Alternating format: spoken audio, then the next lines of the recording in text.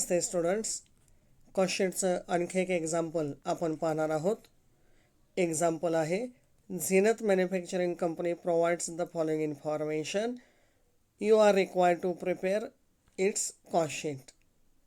यामध्ये raw material consumed 1,50,000, direct factory labour 45,000, direct operational charges 20,000, lubricants and factory weights 300, production supervisor salary 5,000, store keepers wages 2,000, factory premises rent 9,000, motive power and fuel 2,500, executive office rent 6,000, repairs यामध्ये heavy मशिनरीचे 3,500, plant इक्विपमेंटचे 2,500 आणि head office प्रिमायसेसचे 1,000 आहेत.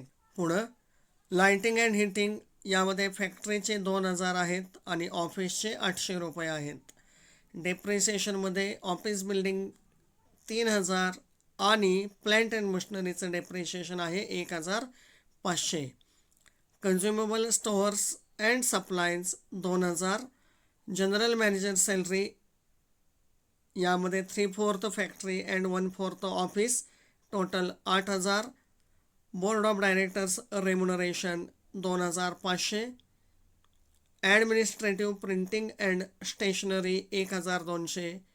Office telephone and internet charges 500 रुपये. Postage and टेलिग्रॅम्स 500 रुपये. Flight overheads 800 रुपये. Commission paid to sales staff 3,500. Sales representative travel expenses 1,200. Marketing and advertising expenses 2,000. Warehouse store charges 1,500 आणि sales आहेत 3,20,000. सर्वप्रथम statement of cost and profit of cost sheet of Zeenat manufacturing company. यामध्ये raw material consumed 1,80,000, direct factory labour 45,000, direct operational charges 20,000. याची बेरीज येईल 2,45,000 की जी असेल प्राईम कॉस्ट. या प्राईम कॉस्टमध्ये ॲड होतील फॅक्टरी किंवा वर्क्स ओव्हरहेड्स. यामध्ये lubricants and factory waste 300, production supervisors salary 5,000, store keepers wages 2,000, motive power and fuel 2,500, factory premises rent 9,000, repairs यामध्ये हेवी मशिनरी अँड प्लांटचे 6,000, factory lighting and heating 2,000, depreciation on plant and machinery 1,500,